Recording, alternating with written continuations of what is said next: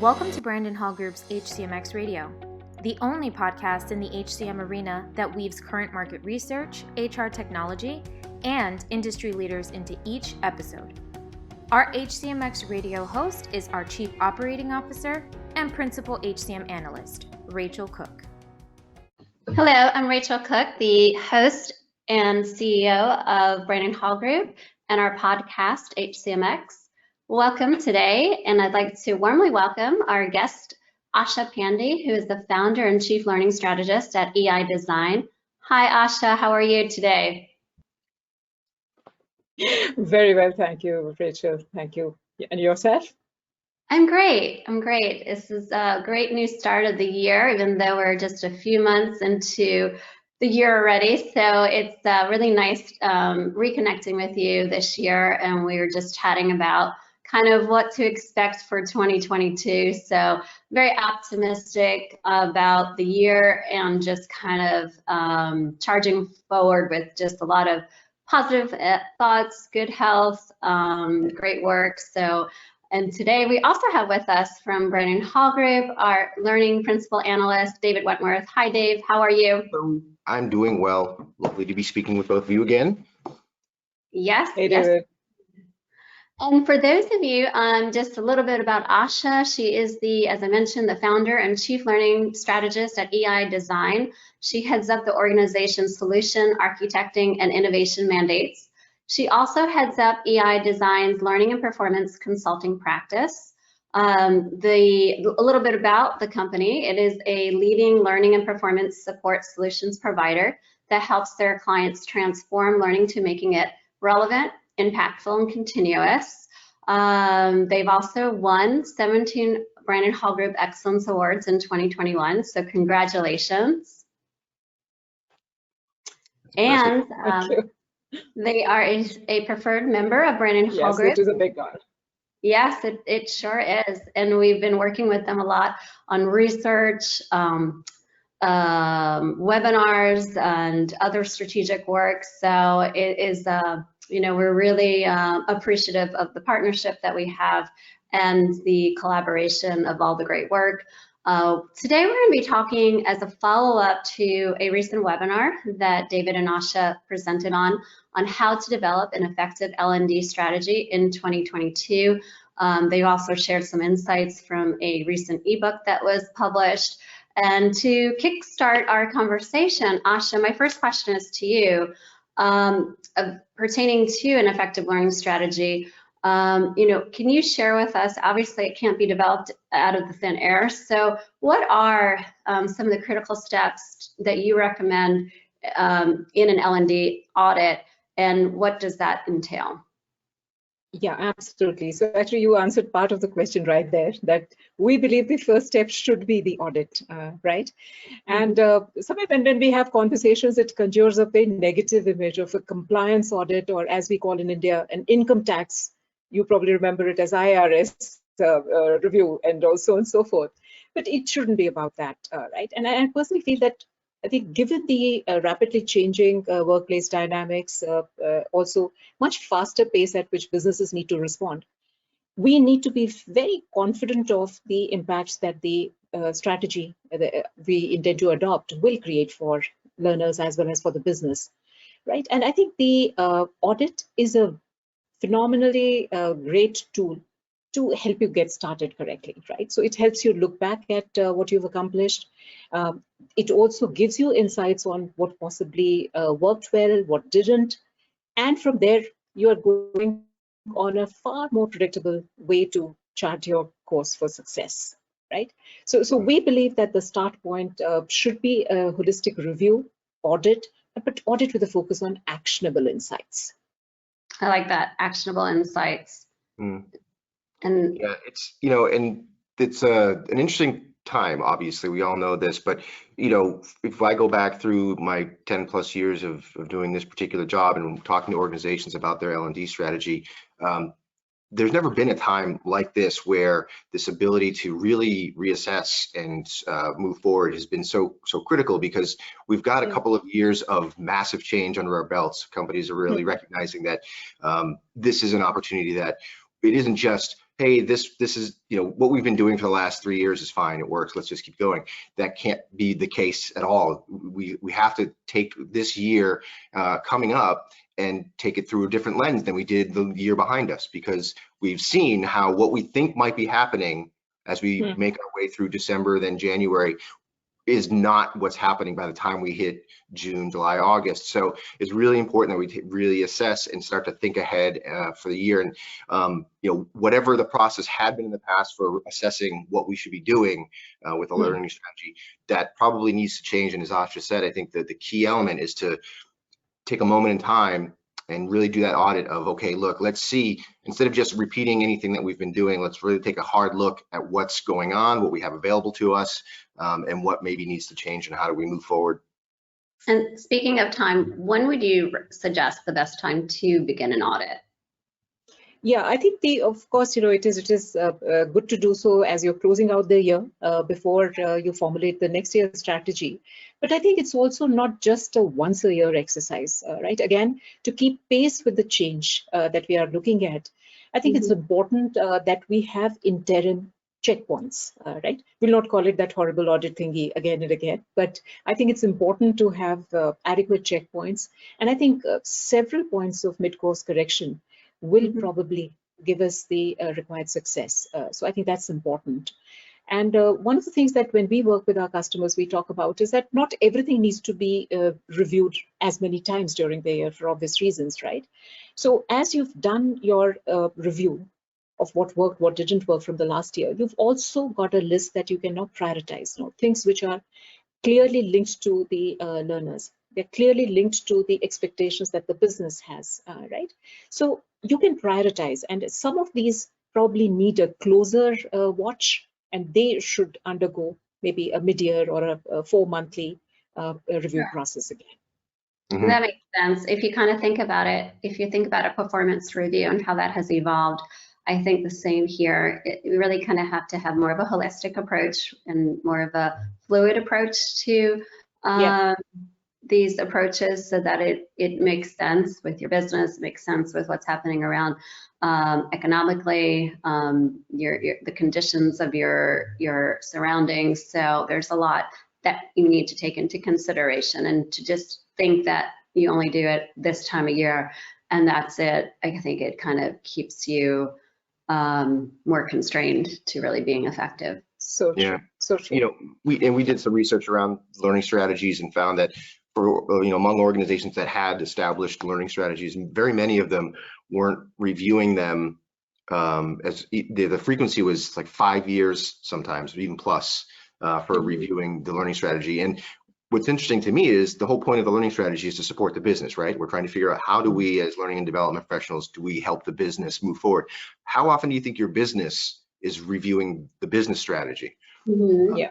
Clearly they're doing it at least once a year, you would think. So if the learning strategy is not being reviewed frequently on that same cadence, how can it possibly hope to support the business strategies? Right. It's really important to, and as Asha said, I think that's the key element, is don't overwhelm yourself thinking about the strategy, thinking I have to go through every single detail, but really prioritize and figure out what we need to look at, just to make sure that that alignment stays with the business as the business goes through the same process.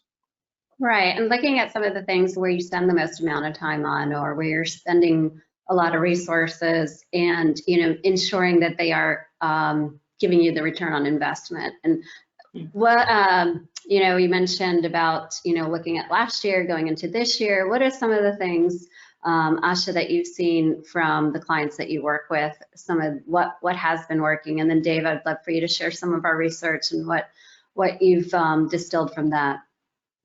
Yeah, absolutely. I think we saw 4 or 5 significant things which were, were echoed across our customers as well as the prospects. So one thing, of course, started with the fact that the change from predominantly remote to a more hybrid workforce. So everybody, of course, saw that as a change.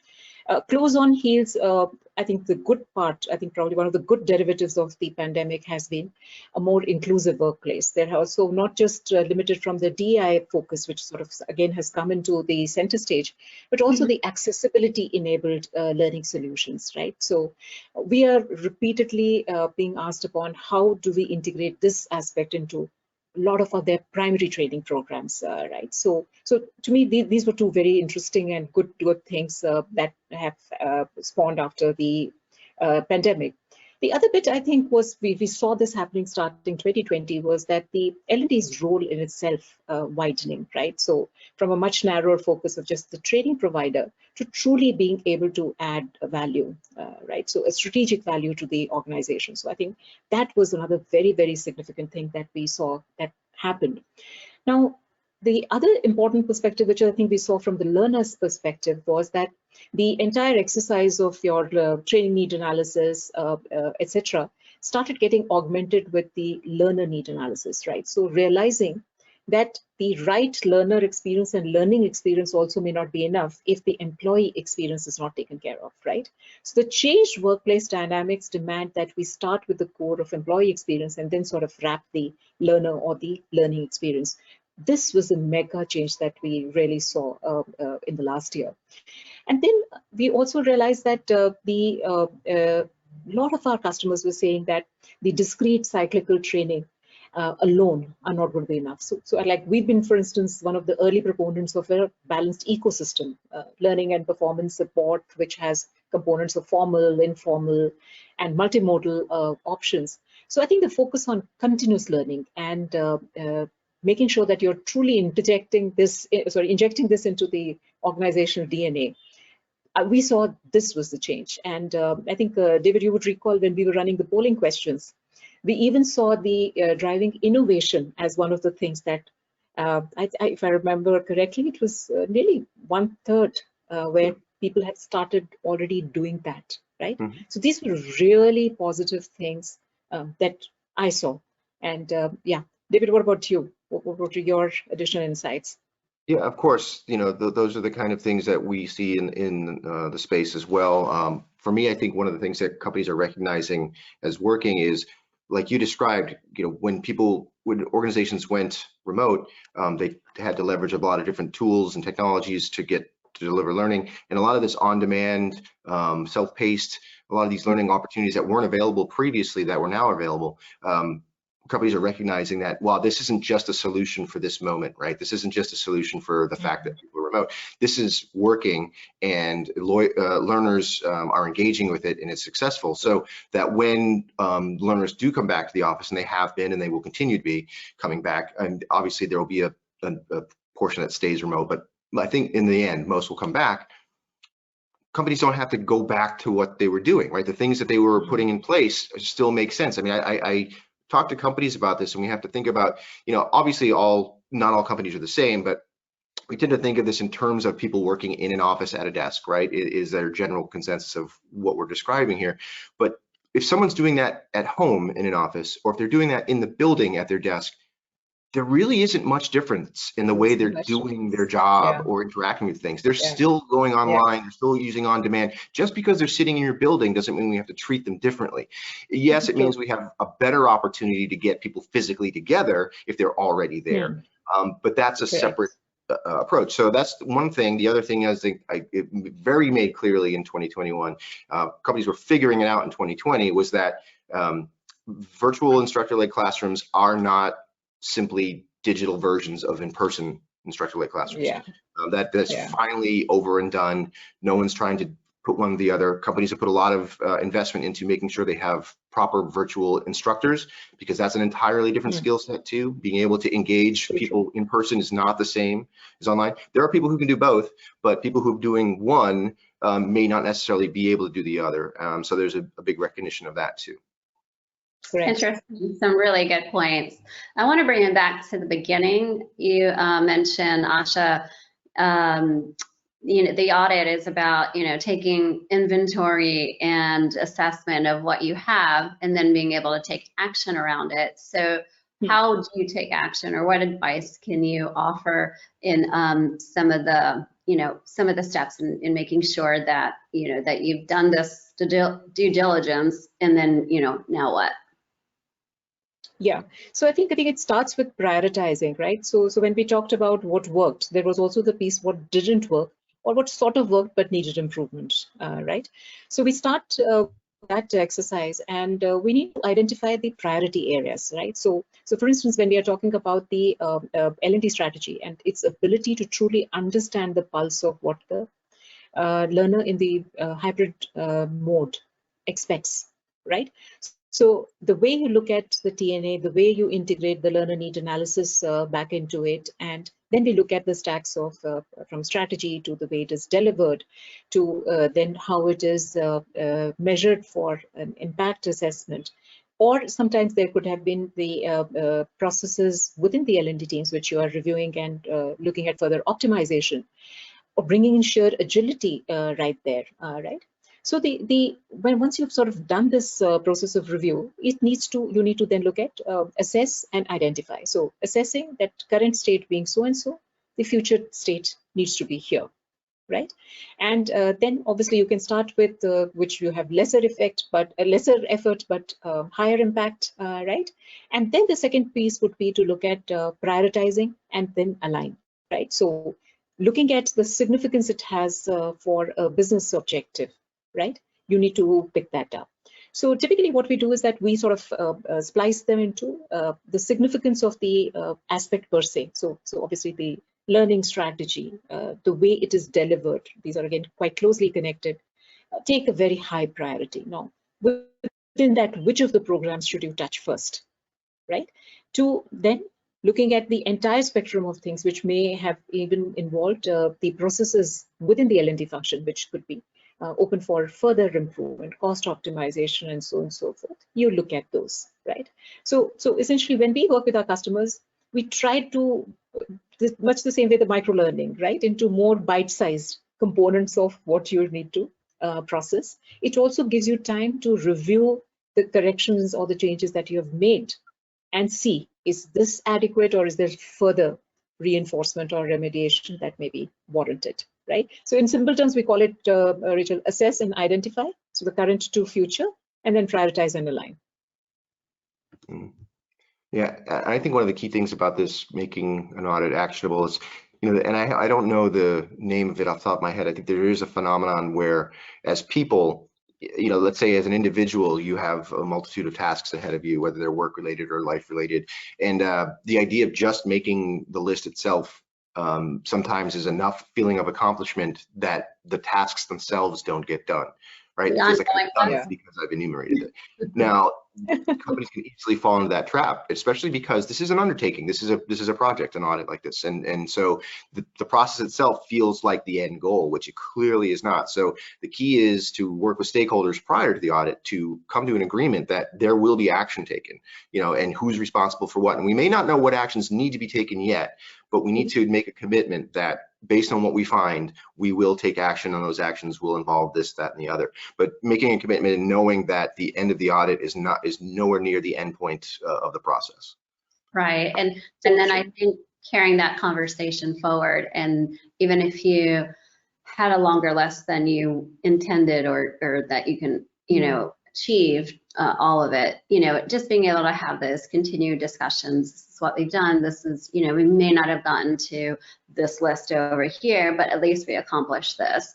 It makes everybody involved feel that you know, that the business is moving forward, and that, you know, they're an integral part of it, and that, you know, all the efforts that take place are not you know, achievable, or, you know, it makes sense. So I think that having that conversation, continuous conversation about what you're doing to the teams and the extended teams are so critical. And then also, you know, my last question is really around strategic partnerships, and what kind of role can they play in making this effort more seamless, more you know, more manageable. Yeah, actually, Rachel, part of the answer you already gave, right? So that the fact that you're likely to have a much bigger to-do list. Yeah, you sort of said that the situation is like that there's so much to accomplish. And remember, we are, in a way, we are fixing the engine while it's running, right? There's so much change which is happening, right? There is no foreseeable way you would have all the capabilities to do justice to varied mandates, right? And that's precisely where you should look at augmenting the internal team capabilities with a partner and a strategic partner. So we're not talking about outsourcing X number of hours of articulate RISE content, no, right? Truly looking at the expertise which can help you, say, when we work with customers, we're talking about simplified processes in the audit, which are going to give us those critical insights that we then run with, right? Or converting those insights into actionable steps, which is the value that we bring in. Now, a lot of it would get done by the internal team, right? Another great area is that all of us want to do things a bit differently, right? We want to bring in innovation in what we are doing or accomplish things that we've not attempted so far. But these sort of, they need more effort, and there may be several trial errors that you need to go through, and they never get done. That's another great area to bring in. The other bit is the determining the impact, right? So for evaluation frameworks, and you really need to put in sustained effort from the time you start with the training need analysis to this impact assessment, and sometimes it needs to feed back to the learning design and so on and so forth. So that's another area where a partner can truly add value, right? And of course, if you're going through a transformation, right, suppose you've embraced a new learning experience platform and you need the material to now align better to the features that are available. So there could be very specific niche areas versus some of the very significant strategic alignments that can help you accomplish a lot more. Mm-hmm. Absolutely. Yeah, one of the elements, obviously those are all the key things. I think there's one also to me that I've seen looking at situations where a vendor partner has worked with their clients and this kind of thing, is that sort of dispassionate third party view they're able to take. It's as if you went to your grandmother's house and went into the attic and asked her to get rid of everything that was up there. She'd probably have a much harder time than if somebody could come in and help and identify things that probably don't need to be there. And that's one of the biggest challenges in an organization is whatever's happening currently within the learning and development function, you will find somebody who's madly in love with that thing. And doesn't want it to change. And so having that third party, dispassionate, objective view of what's going on can help make a lot of progress in that area. And I think the final thing is just that one of the things we hear, no matter what we're talking about in L&D, when we ask if what's keeping companies from moving forward and making these changes, everyone's too busy. They just have their day jobs. They're trying to get things done. And probably the reason they haven't done an audit yet is they feel like they're too busy. So being able to get the help when you can, it may seem like an upfront cost that, how do I justify this? But if you start to look at where you can be in the future and then moving forward, typically the cost becomes very reasonable. So true. Absolutely. And we have a lot of great resources from the webinar that we just did in a few weeks ago. If anybody would like to visit our webinar, access our ebook, there's a ton of great insights there. So please, either if you're a member, visit our website, the membership center, or contact us at success@brandonhall.com. And Asha, how can they reach you too if they'd like to connect with you? Yeah, absolutely. So there are ebook links which are available. There are two very neat ebooks. One is, of course, on the trends, e-learning trends for 2022. And I've sort of used the same compass of, how do you navigate through the change that's going to follow you during 2022. So take a look at that. The other one is on the L&D audit in much more detail than we had covered in the webinar. I'm sure people would find both of these to be useful.